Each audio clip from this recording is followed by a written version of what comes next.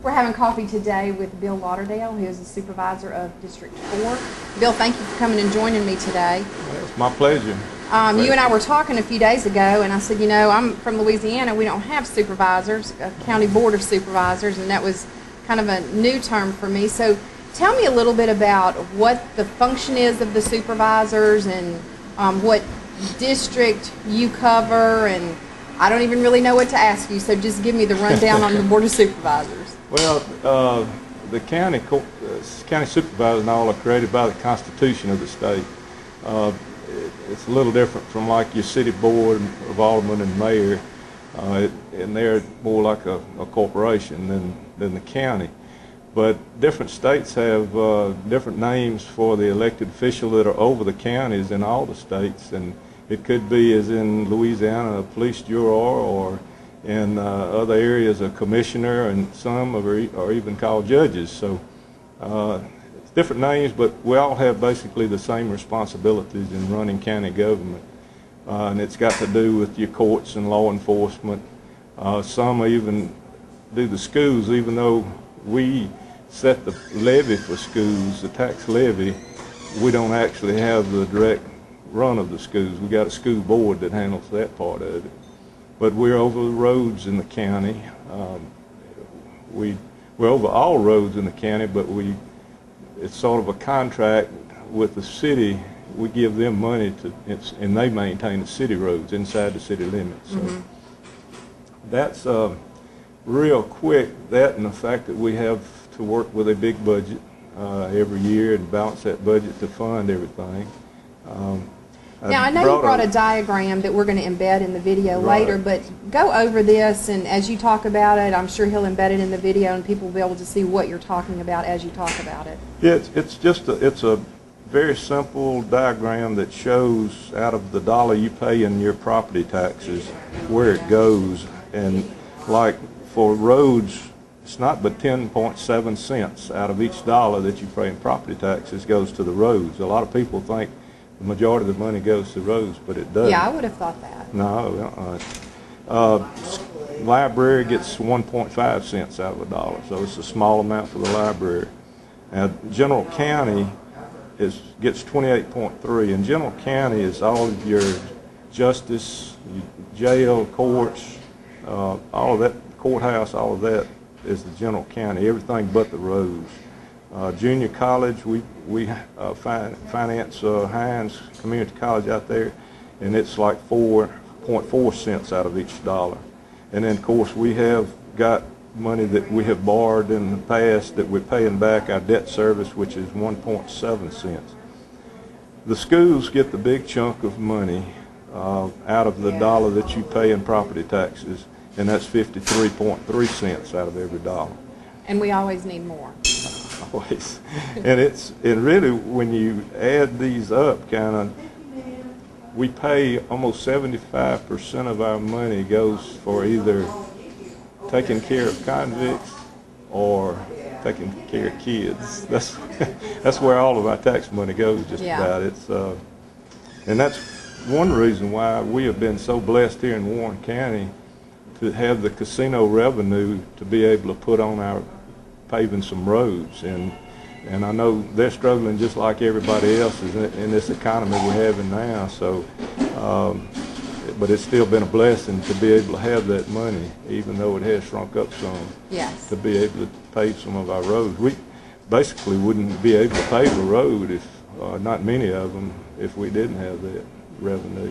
This just further breaks down the General County, the 28.3 cents. Okay. And like I said, it breaks it down into the courts and public works, health and welfare, recreation. Recreation gets a small amount, really, as far as the overall budget. And what does that include? Like the city pool and? No, it's not city. It wouldn't be any city functions. It's like the Clear Creek Golf Course, the soccer fields out there. We help out with that. Those items at the county actually are we've got a Parks and Recreation Board that's an autonomous board that the board members are appointed by the supervisors, but they're the ones that take care of that recreational area like that. Okay. And we do have some boat landings too. Laterno, We just put a new one up on the Yazoo River up by 61.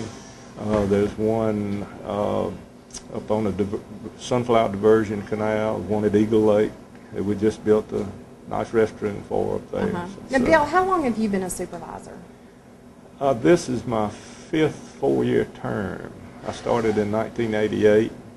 I went 4 years, or 4 terms, and then I got defeated, and then I came back and won another term, and this is the end of that term. So you'll be running again for re-election? Yes, yes. What did you do before you became a supervisor?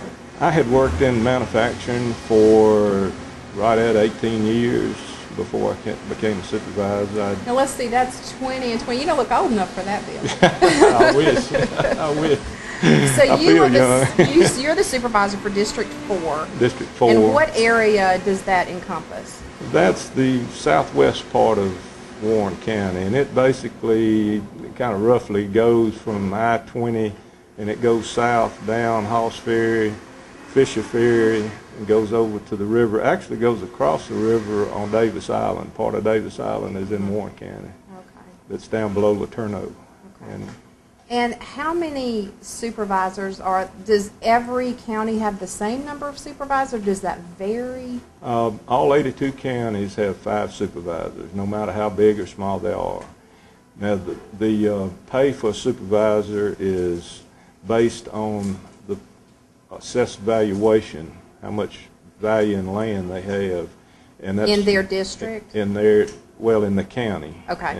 And that's how your pay is based on that. So the bigger the county, the more valuation you have, the more you make, and it tops out at like $47,000 a year, I think, for the biggest ones, and then goes down to a very small amount for some of these small counties. Like you take Issaquah County is very small, and they are neighbors, but they really struggle to make ends meet in those counties. Just basic functions like trying to make sure people have a road to drive to work on.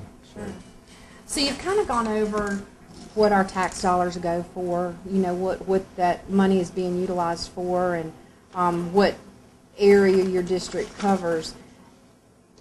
Explain to me some of the day-to-day responsibilities you have as a supervisor. I mean, I'm sure you get phone calls. I've called my supervisor about things. Right. You know, what are some of the day-to-day things that happen? And then I know one of those is going to be the flood, and let's do those other things, and let's end up talking about the flood, because I know that's on everybody's mind right now.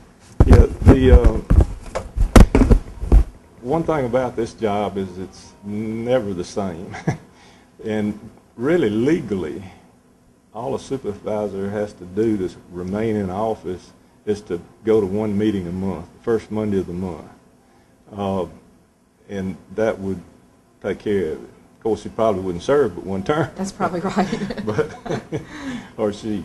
But anyway, that's as far as legally, that's what you need to do. But here in Warren County, we meet at least once a week with our board. Then, like today, I was at a 7 o'clock meeting with the school board. The city was normally with us, but they weren't able to. They had things going on, conferences and all, and they weren't able to come. We had the school board, like I say, there, and Briggs Hobson was there. So everybody that has something to do with raising our taxes or not raising our taxes, we try to meet once a month. That's something that we've got started this term, and it used to be just a city and a county, and we've expanded and got the state and the school board in too, just so we could all try to be on the same page, and if we're going to make an investment in the community with a big project, we could all look at it and try to go through it and all before we put out to the public. So these meetings have proven to be real helpful to us. Even this morning, one of the schools, Warrenton Elementary, was out of electricity, and yes, they so were. We had somebody that was able to call, and I think they probably got them back online pretty quick. They did. Actually, I was out there this morning, and when I got there, they were glad not only to have lights, but to have air conditioning. Yeah, oh and yeah. It had been on maybe 5 minutes, so they appreciated that. Yeah, well, that's just one of the, just a little thing that has come out to be positive in our meetings that we've had, and we're looking, and we started looking at like the jail and the cost of the jail, how much it was going to be, and trying to involve the city and the school board to see, well, what big projects do y'all have, where it's going to possibly generate a pretty good tax increase if we have to do something. So let's all look at it, study it thoroughly before we make any moves toward trying to implement anything. Yeah. So. Well, I know you stay really busy. A couple of times I've called your office and you were somewhere with the Corps of Engineers and you were out surveying this and looking in that. So let's talk about the flood. Yeah, we had a meeting with the Corps this morning, a real good meeting, and it was on short notice because this flood has just kind of taken a lot of people by surprise as far as the magnitude of it. It's one that, they say none of us have already seen in our lifetimes. I think it's since 37 is something that we hadn't seen. So now at this point, what are they projecting it's going to crest at? They're projecting a crest at 53.5 feet on the Vicksburg gauge, and I think that's May the 18th is what it was yesterday. Now, I haven't seen today's forecast yet. But and what's the highest that it's been in, I say recent history, maybe in the last? 1973 was, a flood I can remember. That I was working down at Laterno when it hit, and it was, this is going to be higher than that one. To me, that one was just terrible. It stayed up from March until June. Laterno was shut down. There was just a lot of people displaced. Eagle Lake area had flooded up there. The difference between then and now is the Eagle Lake area and all of the work that the Corps has done on different structures in that, what they call them, that lower Yazoo Basin up there. They've done a lot of things that should prevent major flooding up at Eagle Lake again. But with anything, any kind of flood with this magnitude, there's a lot of unknowns out there that you're going to have to deal with probably on the last minute thing. So we're trying to work together. We had, the Corps had us, the city, the state, NEMA was there.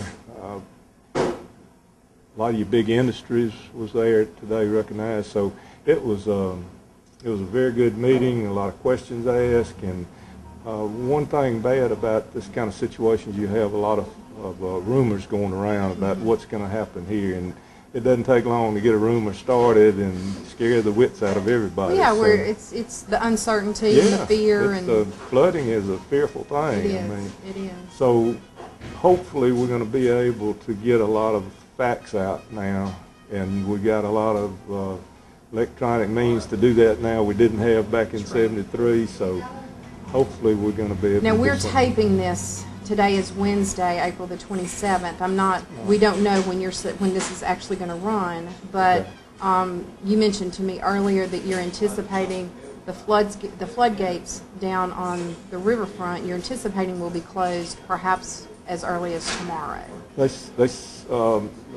Official with the city this morning said they were going to start closing those tomorrow. So they normally will wait a little while longer, but they said with this coming on as fast as it is, they're going to start taking all the precautions they can as fast as they can. So that'll cut off your access to launch your boat is what that'll do. Yeah. Which probably will keep some people safe. They perhaps shouldn't be out in that water with the currents the way they are right now. You got to be very careful out there. It's a lot of driftwood that when the water gets up in the woods, it picks up logs that have been cut where you've had forestry, trees cut, it floats them down the river, and you have a lot of that coming down. Plus the current is just real bad out there. Right. Sure is. Bill, is there anything that I didn't ask you about that you think is important for people to know, that their supervisor is representing them, taking care of business, something that I didn't ask you about that you think it's important for people to know about, or people have questions or anything like that, what they should do? I've always had just a real open door policy. You know, you can call me at my house or my cell phone or at the office. There's all kind of ways to get me, and we're kind of where the rubber meets the road as far as information goes to the general public, because they generally know who the supervisor is, and if we can't have or don't have the answer right then, we can always generally find out who we need to know, and especially some of the folks like me that've been in there for a while, and I know just about everybody I need to in the community. Right. And so it's supervisor's one you can just get with and not feel like you're calling Washington or something like that to try to find somebody. It's usually very easy to get us. As far as and we're talking about a day, you know, we were waking about 2 this morning. Back before I was supervising, I never thought about bad weather. It didn't, I mean, if I wasn't blown away or flooded, everything was fine. Just didn't think about it. Of course, it's different when you got emergency crews and roads to clear before the school buses come out. Right. And at 2:30 this morning, guess what? We were up going after it. And our crews were out. You know, we had crews out dodging lightning bolts, trying to make sure those school buses were going to be able to get in. So, and it goes on like that either early in the morning or at night, and it's no set hours or anything. It's almost like being in the insurance business. Right. Except I didn't get a 2:30 call. I got about a 5:30 call. And probably Ada got a few calls too. Oh yeah. I guarantee you, it's very similar. I don't know which one of us gets the most calls. But that's what we're here for, and that's what the insurance. You know, you're there to serve the people, and that's what you need to do. But it's a fun job. I've always enjoyed it. I never thought I would, because like I said, I worked in manufacturing, and I had that 8 to 5 job. Went home and played after that. But this one's a little different. You don't just go out and quit right at 5 o'clock. It's a lot of responsibility. Yeah, and wherever you go, you're going to run into people who's got a problem here that they'll think of when they see you. Right. So if it's church or the store or wherever. I know that you do so much in our community. I see you at chamber and all kind of functions that certainly are above and beyond what are your designated responsibilities. And gosh, you and Ada have been here for so long and do so much in our community. And whether you're elected or not elected, I appreciate everything that you do, and you're always so kind and friendly to people, and we're very fortunate to have somebody like you in a leadership position in our county, and thank you for everything that you do. I appreciate it. I find in having the time to volunteer, like I'm chairman of our advisory board for the Salvation Army, and it helps me to get a better grasp of the community and the needs of Warren County by serving as a volunteer with some of these organizations. Sure. It helps me in my job as supervisor. So I look forward to it, and I just enjoy the people here. We've got some wonderful people in the Warren County. We really do. Absolutely. Huge hearts. Yes, I couldn't agree with you more. Yeah. Thank you so much for coming and having coffee with me today. You're welcome. And tell Ada I said hello.